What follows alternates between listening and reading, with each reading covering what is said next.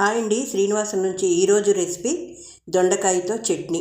మనం వారం రోజులు 10 రోజులకి కూరలు తెచ్చుకుంటాం కదా, అవి అయిపోయినప్పుడు కొంచెం కొంచెం మిగిలినప్పుడు ఇలా చట్నీలా చేసుకుంటే అందరం ఇంటిలో పాది చక్కగా పచ్చడితో అయితే మనం భోజనం చేయొచ్చు.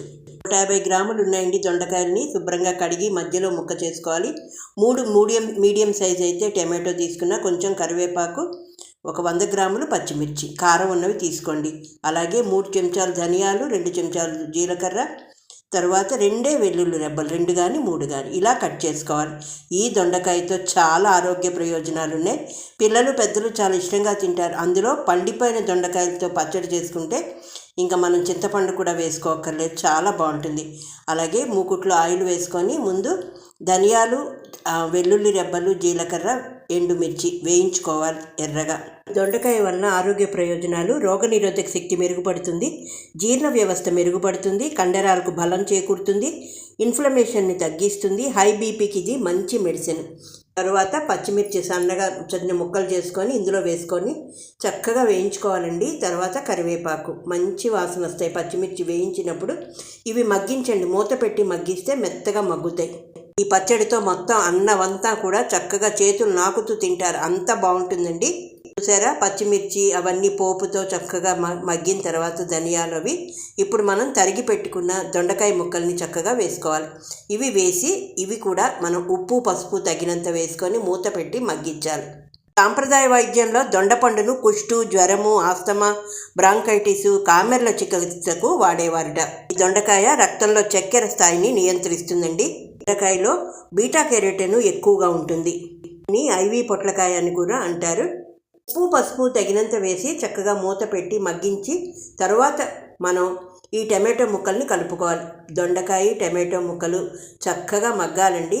మగ్గిన తర్వాత కొంచెం చింతపండు వేయాలి.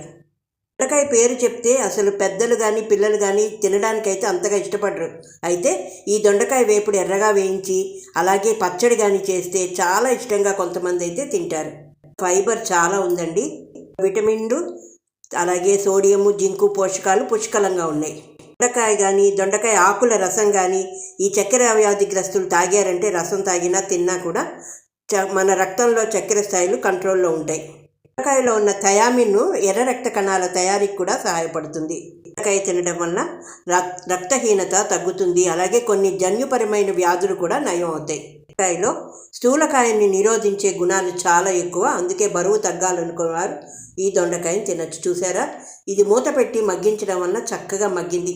ఇప్పుడు మిక్సర్ గ్రైండర్లోకి తీసుకొని కచ్చా పచ్చాగా చక్కగా రుబ్బుకోండి. ఈ రుబ్బుకునే టైంలోనే మనం కొంచెం ఉప్పు చూసుకోవాలి.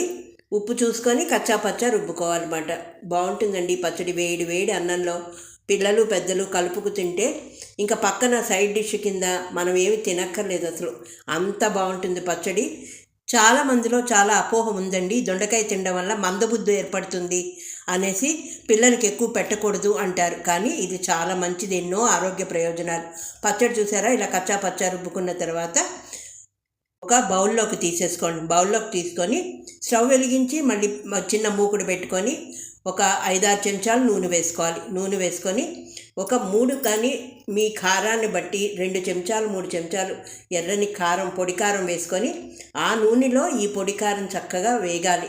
బుడగలు వచ్చినప్పుడు తీసి పచ్చడిలో కలుపుకొని ఆహా భలే ఉంటుందండి. ఇలా పైనుంచి ఇంగువ కారం కలుపుకొని ఈ పచ్చడి అన్నం తిన్నాము అంటే మన తల మీద మాడు మీద గ్లాండ్స్ ఓపెన్ అయ్యి ఈ తిన్న పచ్చడి కారానికి మనకి ఆహా అబ్బా అనిపించాలన్నమాట. అంత బాగుంటుంది ఈ పచ్చడి, చెమట్లు పోస్తాయి. ఒకసారి మీరు కూడా ఇలాగే ట్రై చేసి చూడండి, ఎంత బాగుంటుందో. ఇలా వెరైటీగా పైన కారం కలుపుకోవడం వల్ల చాలా బాగుంటుంది. క్యాన్సర్ ముప్పు రాకుండా అలాగే ఆస్తమాను కూడా ఇది బాగా నివారిస్తుందండి. శ్రీనివాసంలో ఈరోజు నేను దొండకాయ పచ్చడిని అయితే చేసుకొని మేము వేడి వేడి అన్నంలో నువ్వుల నూనె కలుపుకొని తిన్నాం.